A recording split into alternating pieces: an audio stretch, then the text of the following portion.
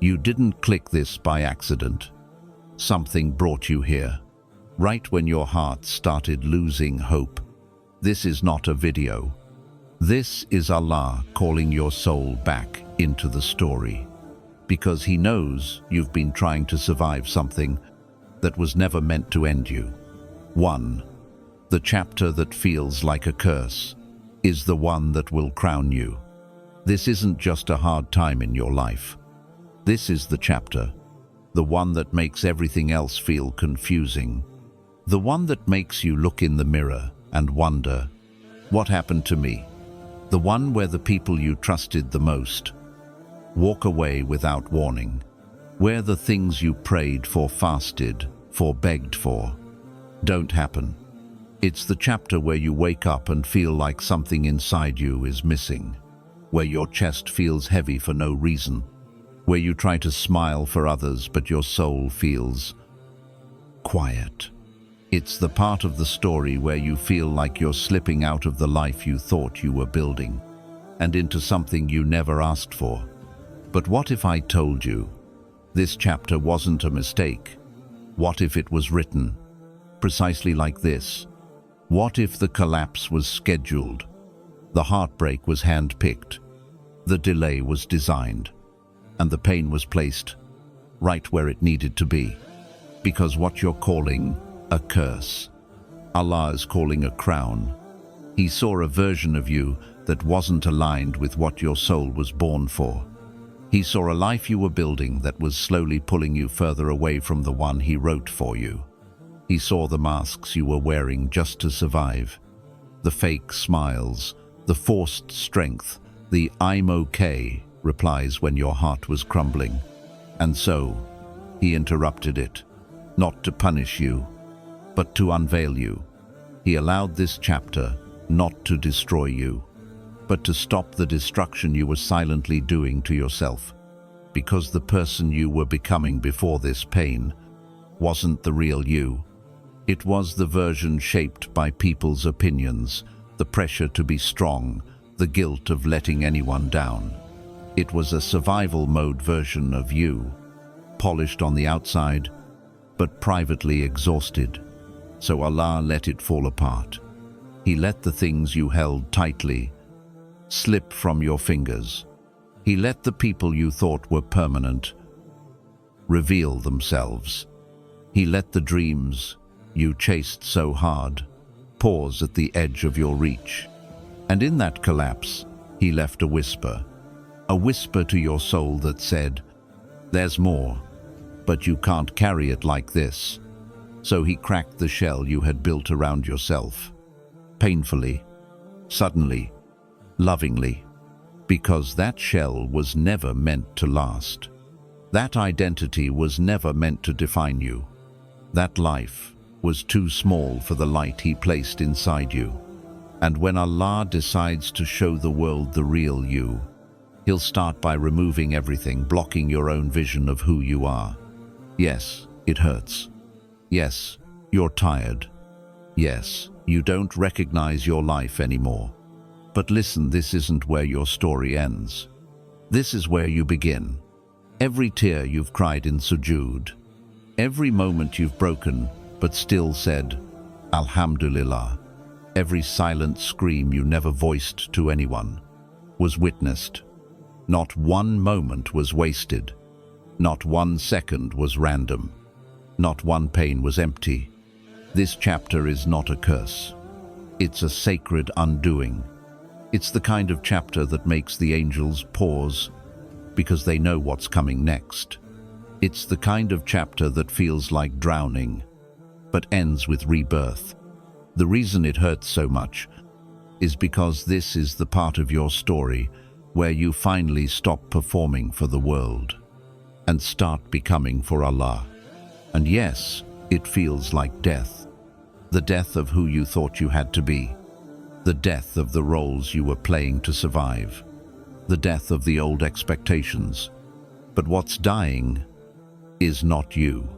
What's dying is everything that was never truly you to begin with. And what's being born is someone the world has never met. Someone who doesn't need validation to feel worthy. Someone who prays not just to be saved, but to be seen by the one who never stopped watching. Someone who walks not to chase the world, but to return home to their real self. You weren't being punished. You were being peeled. And beneath those layers of pressure, pain, and pretending was a soul so radiant it had to be uncovered slowly, gently, with tears and sujood, and nights where you begged Allah, please, just make me understand. And here you are, still standing, still searching, still believing. That's not weakness. That's a miracle. You didn't just survive something. You survived your own becoming. And in the heavens, they're not recording this as a breakdown. They're recording it as your birthing point. The moment you stepped out of who the world told you to be and into who Allah always knew you were. So don't call this a curse. Don't call this a failure. Don't let anyone define what only Allah is allowed to finish. Because the crown that's coming, it won't be made of gold. It will be made of every tear you thought no one saw, every prayer you thought went unanswered, every wound that made you softer, every night you chose to keep going, even when it felt like there was nothing left. This is the chapter that unlocks you. And when the page finally turns, you'll realize the pain was never there to punish you. It was placed to prepare you for a story far greater than you imagined. And the real you isn't just rising. The real you is being crowned. 2. Allah let you fall in public so you could rise in private. They saw you fall. They saw the moment everything cracked. When the one you trusted left. When your name was dragged. When your plans failed so loudly, you didn't even try to explain anymore. Because the pain was louder than words. And what hurt the most was not just that it happened. It was that it happened publicly. You didn't get to hide it. You didn't get to break in private and rebuild in silence. You were left exposed. Your failure wasn't a secret. Your tears weren't hidden. People saw what you went through. And you hated that. You hated the eyes, the opinions, the way people spoke about you like your pain was entertainment. You asked Allah, why like this? Why couldn't I fall quietly? You would have accepted the pain if only no one had seen it. But here's what you don't see yet. You fell in front of people so you could rise with Allah in a way they'll never understand. He didn't humiliate you. He freed you, because the people who saw you fall were never meant to be part of your rise. And the you that cracked in front of them was never the final version of who you were becoming. Sometimes Allah lets it all collapse publicly, so you stop building a life around being seen by the wrong eyes. It hurt because you attached your dignity to how others viewed you. It broke you because you thought your respect lived in their hands. But Allah loved you too much to let you be defined by opinions that change with every rumor. So He took it all away. The image, the applause, the praise, the approval. He allowed the world to watch you fall, so you would finally realize that rising has nothing to do with being liked. That dignity doesn't come from being admired. That true worth isn't earned by performing for people. It's earned by returning to the one who made you. They saw your fall, but they didn't see the nights you got up to pray in a room no one entered. They didn't hear your whispered dua in the dark, when your voice trembled and your chest ached. They didn't witness the nights you stared at the ceiling, asking Allah if you'd ever feel joy again. They don't know what you sacrificed, what you let go of, what you're still forgiving in silence. You see, the world only sees what breaks, but Allah sees what grows underneath it. The private you isn't weak. It's sacred. That's the part of you Allah wants to raise. Because He knows, if you had risen in public too early, they would have taken credit. They would have said, "It was us. We helped, we supported." And Allah wanted a story that had only His name written in the credits. So He let them leave. He let them misunderstand. He let you be the one they laughed at, the one they doubted, the one they erased, so that only He would be there when it was time to rewrite your ending. And that kind of rewriting only happens in private, where no one claps, where no one watches, where it's just you, your tears, and the sound of your own heartbeat, trying to find its rhythm again. It's where real sincerity is born, where you stop praying for the eyes of people and start praying for the eyes of the one who never blinked. Yes, your fall was visible, but your rise will be unexplainable. Not because it'll be loud, but because it will be real. It will come from a place no one can steal. No likes, no followers, no applause. Just a soul that has been shaped in secret by the hands of the one who loved you before you knew what love even meant. And one day, they'll look at you and wonder how you made it out. They'll say you're glowing. They'll say you changed. They'll say you've healed. But they won't understand that the glow came from sujud. The change came from breaking. The healing came from isolation. Because the you that rose didn't rise to prove anything to them. You rose for the one who picked you up when they dropped you. You rose for the one who called your heart beautiful when they said it was too much. You rose for the one who saw your fall and still whispered, "Come closer to me." So don't be ashamed of how you fell. Be grateful you were chosen to rise in a way that no one but Allah gets to take credit for. And when you do rise, you won't need to announce it. You won't need to convince anyone. You won't need revenge. You won't even need closure, because nothing feels better than being rebuilt by the one who saw you break and still called you worthy of love. You fell in public, but your rise will be written in the sky. And the only one watching will be the one who never took his eyes off you to begin with. 3. He closed every door, so you could finally see the one that was always open. You kept knocking, over and over again, on doors you thought were meant for you, jobs you thought were sent by Allah, people you thought were the answer to your dua, paths that looked right, felt right, and still led nowhere. You tried, you prayed, you planned, and every time you reached out, the door stayed shut, and slowly it started to wear on your heart. You started asking questions you never said out loud. Ya Allah, am I doing something wrong? Why does it feel like I'm always the one trying? Why is everyone moving forward while I stay stuck? Why are my doors always the ones that don't open? But what if I told you those closed doors were never the end of your story? They were the start of your redirection.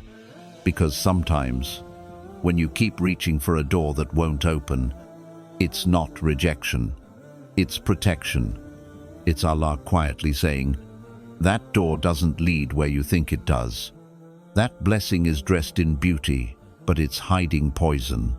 That person's love feels comforting now, but it would wound your soul later. That opportunity pays well, but it would cost you your peace.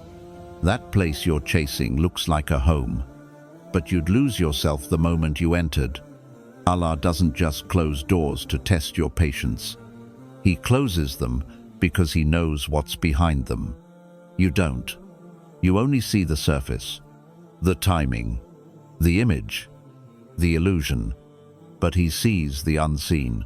He sees what's being said about you when you're not in the room. He sees the contracts that would spiritually drain you.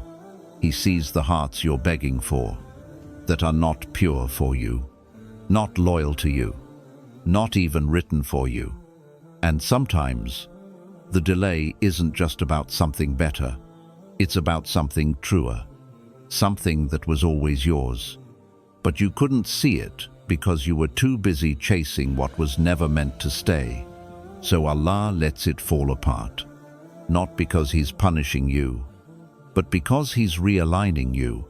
He's turning your face away from the temporary toward the eternal.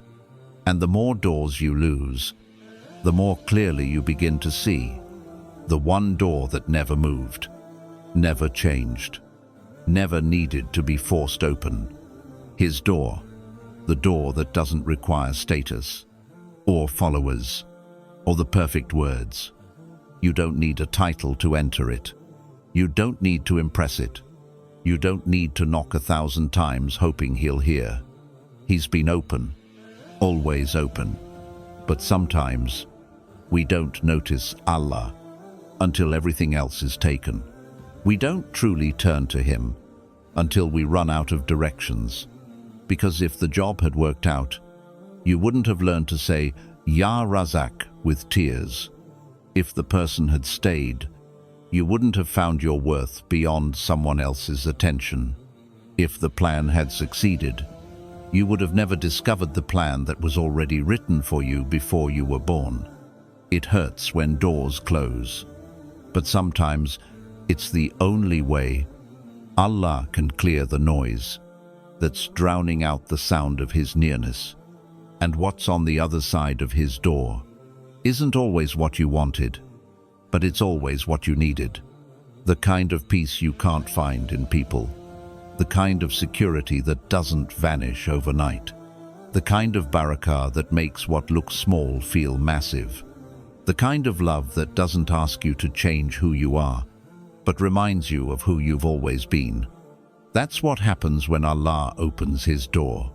So if you're tired, if you've knocked and begged and waited, and still find yourself standing in front of silence, know this: that silence is not empty. It's sacred. It's the moment before your heart finally shifts. It's the space where Allah quietly removes what was never yours, so you can see what always was.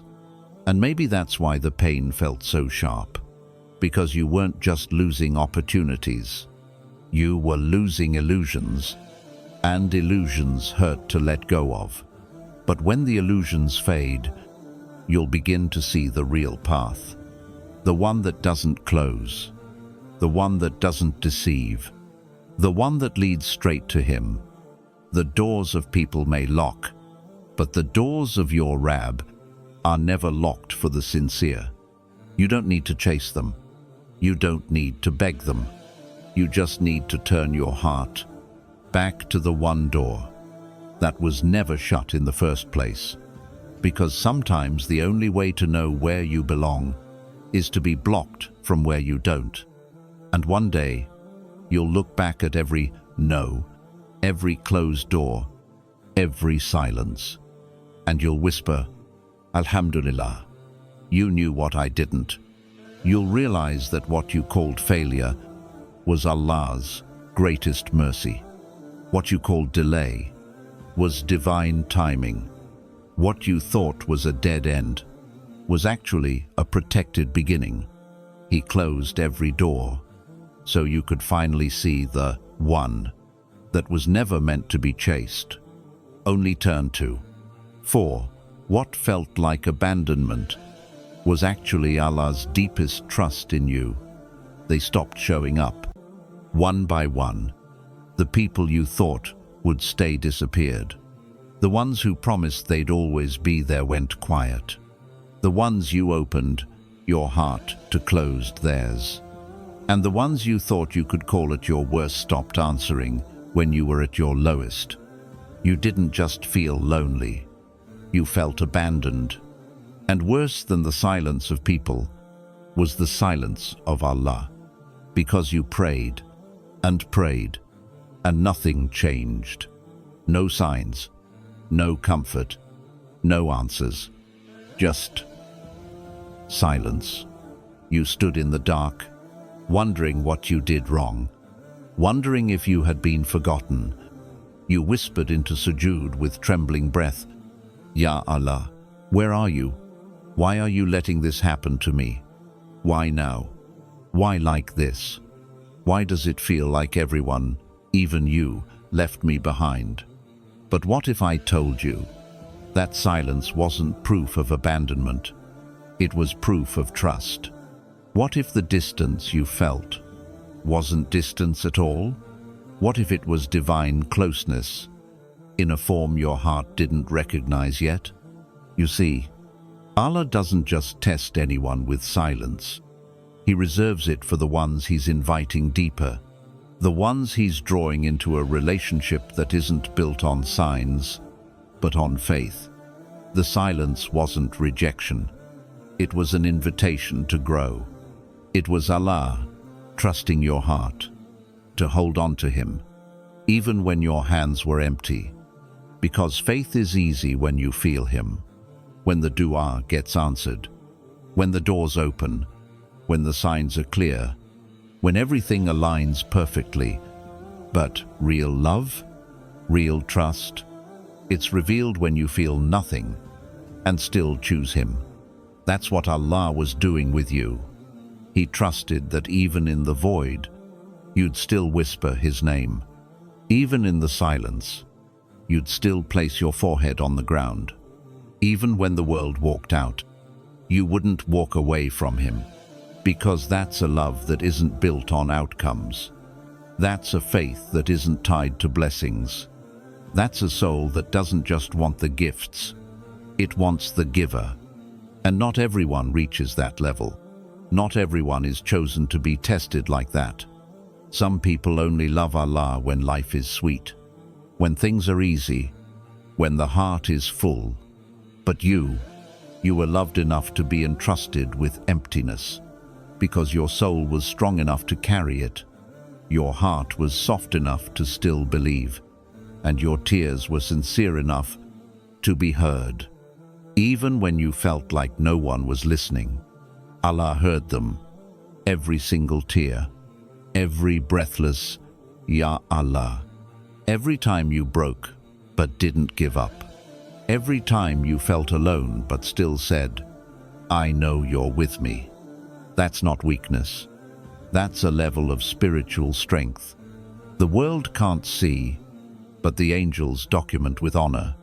They saw your sujood when no one else did. They heard your voice shake. They witnessed you raising your hands, even when your faith felt tired. And Allah, the one who knows the weight of every heartbeat, He was never far.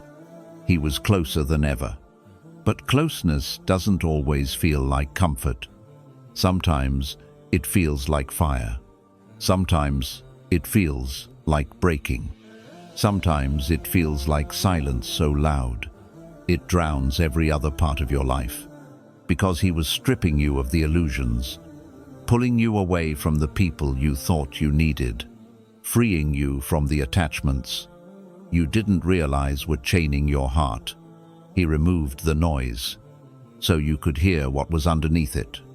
Him. No filters, no distractions, no help except His.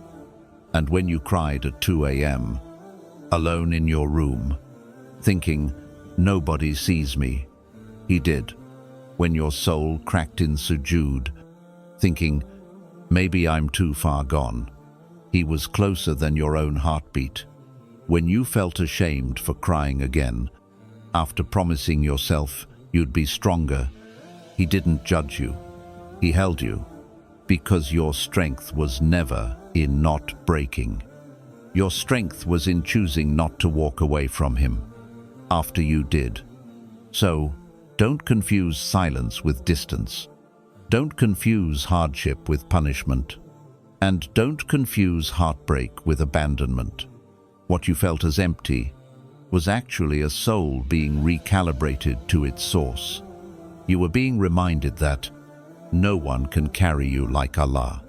No one can understand you like Allah. And no one will ever stay with you through every version of your pain like Allah. Yes, the people left, but they were never your anchor. They were never your provider. They were never your safety. They were sent as tools, but they were never the source. So when Allah removed them, it wasn't cruelty, it was clarity. He wanted you to remember who's been with you since your first breath, and who will be with you long after your last. You're not abandoned. You're not forgotten. You're not invisible. You are deeply seen, deeply known, and deeply loved by the one who trusted you with this pain, because he saw what you didn't yet see in yourself. And one day, maybe not today, maybe not tomorrow, but one day, you'll look back at this silence and realize it was never emptiness. It was sacred space between you and your Creator, a space that birthed your truest self, a space that shaped the version of you this world wasn't ready for yet. And that space, that silence, will be the loudest proof that Allah never left. 5. Your soul wasn't weak, it was just carrying something heavy from the unseen. You've been so tired lately. Not the kind of tired sleep can fix, but the kind of tired that sits in your chest, like a silent weight. You smile in front of others. You go about your day. You answer messages, say Alhamdulillah, and keep showing up. But deep down, you feel like you're dragging your heart behind you. You wonder why everything feels heavy, why nothing feels exciting anymore, why joy feels so distant, why you feel slower, quieter, more detached, why the tiniest things overwhelm you. And then you start doubting yourself. Maybe I'm too weak. Maybe my faith is low. Maybe I'm the problem. Maybe I just need to try harder. But what if I told you your tiredness isn't a flaw?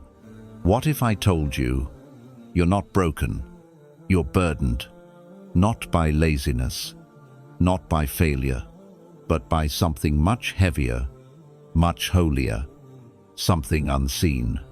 Because there are battles that don't leave scars on your skin, only echoes in your soul. There are burdens that don't show up in your schedule. They only show up in your silence. And right now, you are carrying one. A test no one else can see. A pain no one else can name. A stretch of spiritual terrain that only you were chosen to walk. You're not weak. You're being trusted. That sadness you can't explain. It's not just emotional. It's spiritual. It's a soul carrying pain from timelines you don't even remember. It's wounds from prayers that still haven't been answered. It's fatigue from fighting battles that others never knew existed. It's what happens when you carry the weight of du'as you don't say out loud anymore, because they've been sitting in your heart for too long. But here's what you need to hear. Allah sees that weight, and He never judges you for it. He doesn't call you weak just because your steps are slower.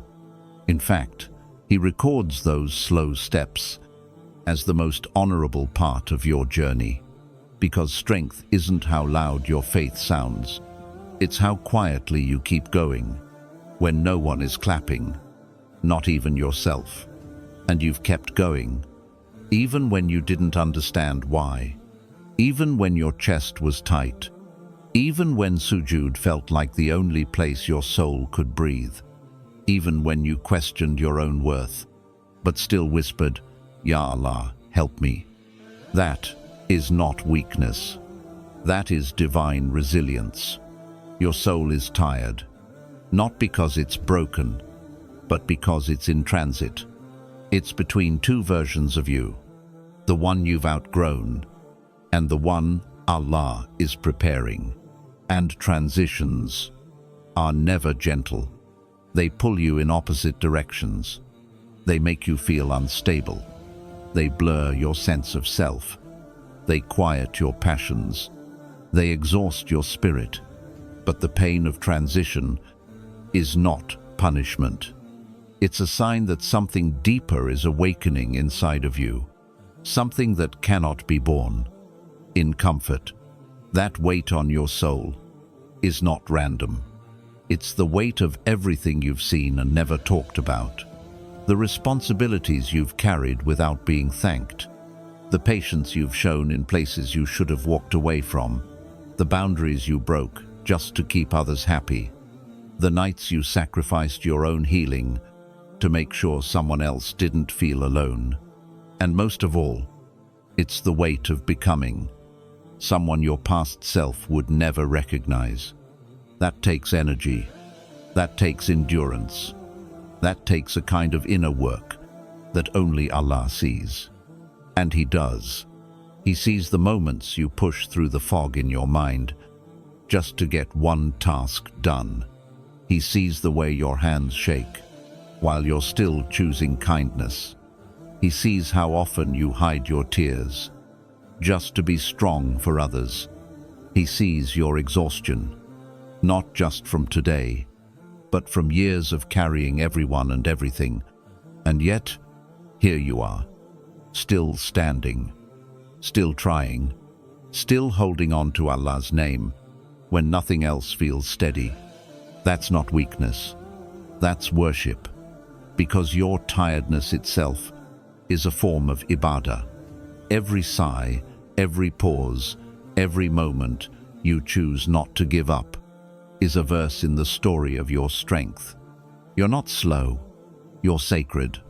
You're not distant, you're in spiritual transit. You're not behind, you're being realigned. And maybe the reason you feel heavy is because you're being entrusted with a kind of closeness to Allah that others don't get to experience. Because when the soul is tired, it learns how to lean. And that leaning, even if it feels like collapse, is how love with Allah begins. So please, don't call yourself weak. You're just carrying something that was written only for you, something no one else could endure, something no one else was chosen to carry. And the reason it hurts is because it's shaping a version of you that will one day stand in sujood with tears of clarity instead of confusion. And on that day, you'll understand you were never falling apart. You were just being rebuilt from the inside out by the one who wrote your story and knew that this pain, would be the proof of how much He believed in you. 6. The ones who left were not written to see the real you rise. They left, and they didn't even look back. No explanation, no closure, no apology, just silence, just distance, just absence where once there was everything. And all you were left with was your thoughts, your aching chest, your unanswered questions. Was I not enough? Did I do something wrong? Why did they say forever and then walk away like I was nothing? Why did they fight so hard to have me, only to let me go like I didn't matter? You stared at your phone longer than you want to admit. You played the conversations over in your head until the words lost their meaning. You checked their online status. You reread the last messages. You thought maybe, just maybe, they'd come back. But they didn't. And the more time passed, the more you started to believe the lie that always creeps in after abandonment. Maybe I wasn't worth staying for. But my dear soul, listen. Their leaving wasn't a reflection of your worth. It was a reflection of Allah's timing. Because not everyone who enters your life is meant to witness your rise. Some people come as distractions, some come as lessons, and some are just passing by, never written for your next chapter. And that's okay. It hurts, yes, but not every absence is a loss. Some are divine redirections. Some are spiritual clearings, because you didn't see it then, but their presence was beginning to dim your light. Their opinion was shaping who you thought you had to be. Their love was becoming your measure of value. And Allah, in His infinite mercy, couldn't let that continue, so He took them away. Not because you weren't lovable, but because you were becoming too dependent on love that couldn't carry you. Because you were about to step into a version of yourself that would have made them uncomfortable, too self-aware, too healed, too rooted in your worth, too close to Allah to beg for crumbs from people who weren't willing to stay. You see, when Allah writes your story, He removes characters that no longer fit the plot. They were written for a scene, not for the climax, not for the rise, not for the unveiling of the real you. Because had they stayed, you would have kept shrinking yourself to be understandable to people who were never meant to understand you. You would have kept lowering your standards to be digestible to people who were never ready to digest the fullness of who you are becoming. Allah didn't let them walk away to punish you. He let them walk away to preserve you, to protect you from attachments that would have become chains, to make space for the healing that could only happen in their absence, to reroute your attention from why did they leave to what is Allah preparing me for? And that shift, that heartbreak, was not the end. It was the unraveling before your unfolding, because your rise was never meant to be witnessed by people who only loved you when you were easy to carry. Your rise was written to be seen by the heavens, and you had to be alone for that. You had to sit in that quiet. You had to taste the ache of being forgotten by people, so you could finally feel what it's like to be remembered by your Lord. You had to cry without a reply. You had to walk without a hand to hold. You had to heal in private. So when you rise in public, no one but Allah can take the credit. So don't resent the ones who left. They did what they were written to do. Their chapter was meant to end where it did. They were not strong enough to witness your transformation. They were not sincere enough to stay through the unbecoming. And you didn't just survive their exit. You were reborn because of it. You learned to speak softer to yourself. You learned to sit with Allah in silence. You learned that your worth isn't based on who chooses you, but on who created you. And now, you don't beg for anyone to stay, because you've tasted what it feels like to be held by the one who never leaves. You don't chase those who drift, because you've learned that sometimes their exit is the opening of a gate you didn't even know was locked. You don't cry for the ones who forgot you, because you now remember yourself. And more importantly, you remember who's been carrying you this entire time. So let them go. Let them forget. Let them misunderstand. Let them think you're the one who lost. Because when Allah writes your rise, He erases the ones who would have blurred the clarity of your becoming. And when the time comes, when you stand in the version of yourself that used to feel impossible, you'll smile quietly, not with arrogance, but with peace, because you'll realize the ones who left were never meant to see the real you rise. They were only meant to leave, so the real you could finally rise without needing them at all. 7. This isn't the end of you. This is the beginning of the version that was always chosen. You've been walking through life with a quiet ache in your chest, the kind that doesn't scream, but lingers. It's not just pain, it's something deeper. something harder to explain, like the feeling that you've lost yourself somewhere along the way. The spark is gone, the dreams are blurry, the days blend into nights, and you don't even recognize the person in the mirror anymore. You've been telling yourself, this must be the end of me. This must be the version I'll have to settle for. The one that's tired, the one that's always behind, the one that loves in silence, the one who gave everything and still ended up empty. But what if you're wrong?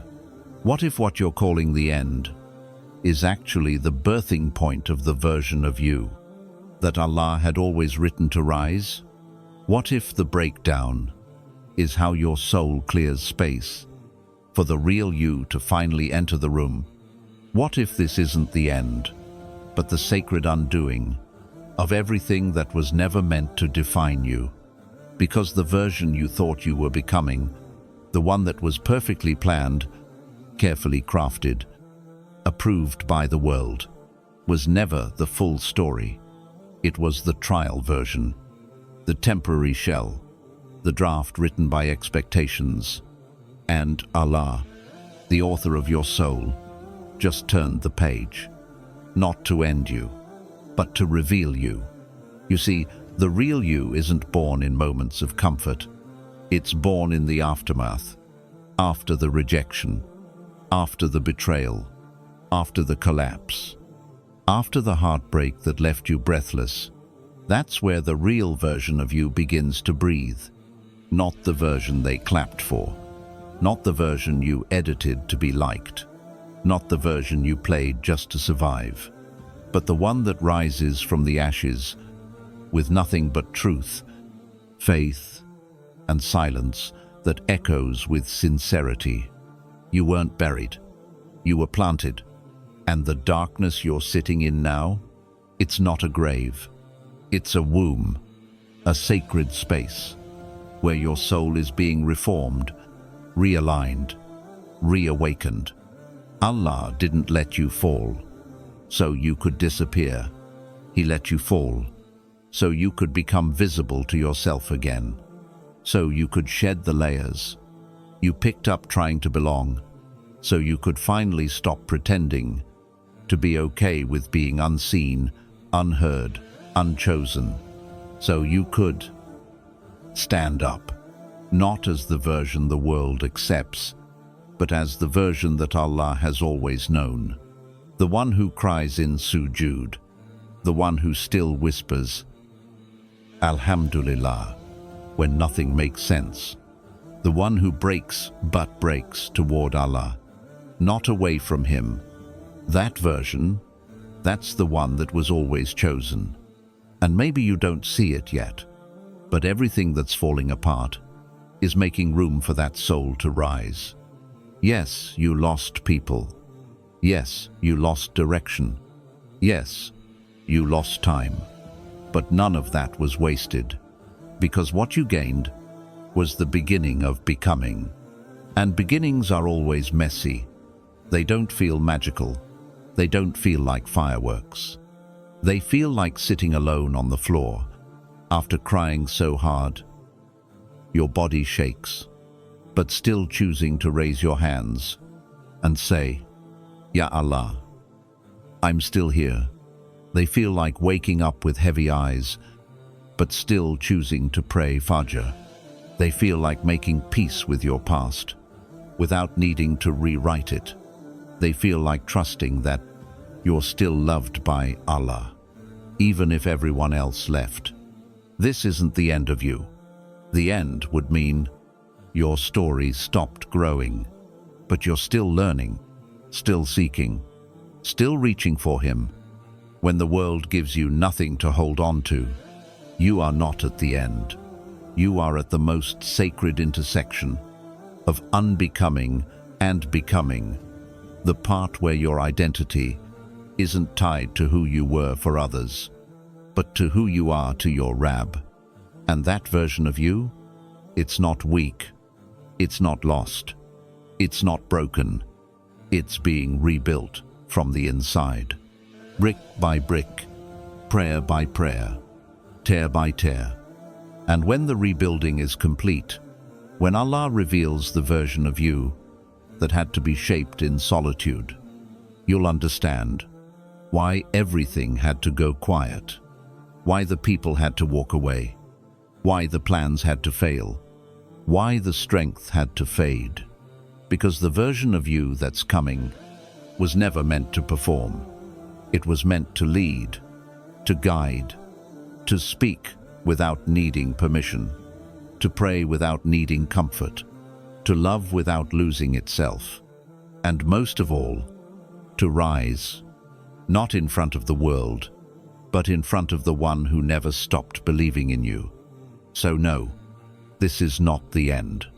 This is the page your soul was always waiting for, the one where you stop surviving and start becoming, the one where your voice shakes, but you still recite his name, the one where your eyes blur, but your vision sharpens, the one where you stop being who they wanted and start becoming who he chose. And when that version of you finally arrives, quiet, healed, whole, you'll whisper what your soul already knows. This wasn't the end of me. It was the beginning of the real me. 8. If you're watching this, it means Allah still wants you in the story He's writing. You could have scrolled past. You could have clicked away. You could have ignored this like the hundreds of other videos. But you didn't. And that's not a coincidence. That's Qadr. Because there's something about this moment that was written just for you. You don't need a sign in the sky. You don't need a voice from the clouds. You don't need a miracle to come knock on your door. You're hearing it right now. This, right here, this very moment, is your sign. The one your soul has been quietly begging for. The one your heart asked for in sujood, but didn't know how to recognize. And it's not saying you're behind. It's not saying you've failed. It's not saying you've missed your chance. It's saying you're still in the story, still in the script, still written into the plotline of something far bigger than what your pain has convinced you of. Because if Allah was done with you, you wouldn't be here, not just watching this, but feeling this. You wouldn't still have the urge to heal, to understand, to return. You wouldn't still be fighting thoughts that tell you to give up. You wouldn't still be longing for peace if you weren't meant to find it. But you are. That longing inside you. It's not weakness. It's a signal, a pull from your soul back to its source. A reminder that no matter how far you've wandered, you're still reachable. And not just reachable, but wanted. You might think you've disappointed Allah, that you've made too many mistakes, that you've failed too many times, that you let Him down too often, that you stopped trying, that you lost who you were. But the truth is, you can't disappoint the one who already knew every mistake you would ever make, and still wrote you into this moment with mercy. He didn't let you hear this to guilt you. He let you hear this to gather you, because somewhere along the way, you stopped believing you were worthy of being chosen. You started believing the voice in your head that said, maybe I'm not meant for something special. Maybe I'm not one of the strong ones. Maybe I'm just meant to break quietly and be forgotten. But let me remind you, you were never forgotten. Even when you forgot Him, He never once forgot you. Even when you skipped prayers, even when you questioned your faith, even when you cried in silence and thought, what's the point anymore? Even then, He held you, because Allah doesn't write people off. He writes them in, again and again, chapter after chapter, fall after fall, doubt after doubt. And what you see as an ending right now, He sees as the perfect place to begin again. You think this is where the light goes out, But he sees it as the moment the real glow begins. A light that doesn't depend on perfect faith, but persistent hope. And you still have hope.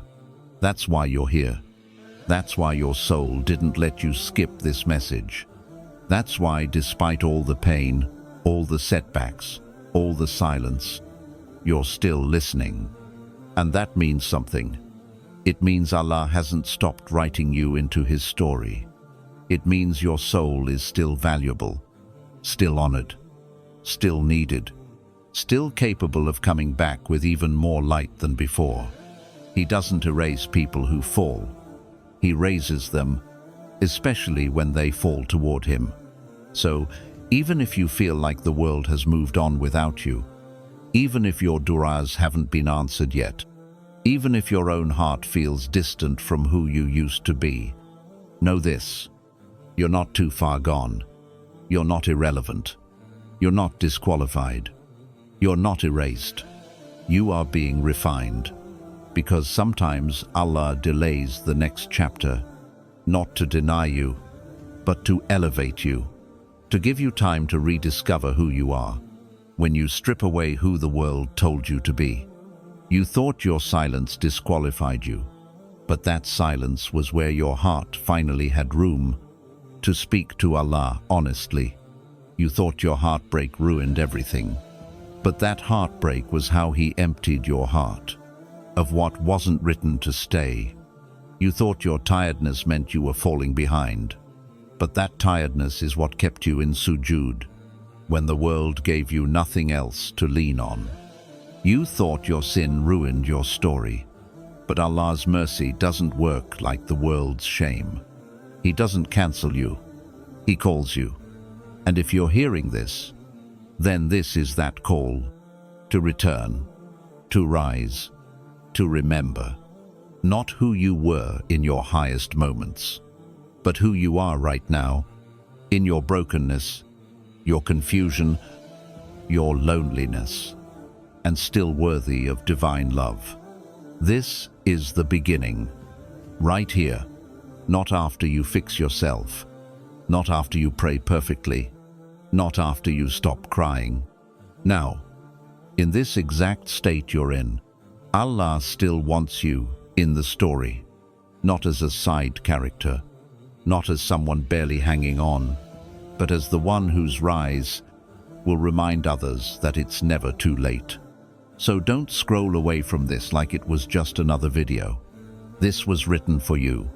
This was your soul's reminder. This was your whispered rescue. This was Allah saying, I see you. I've always seen you. And I'm not done writing through you yet.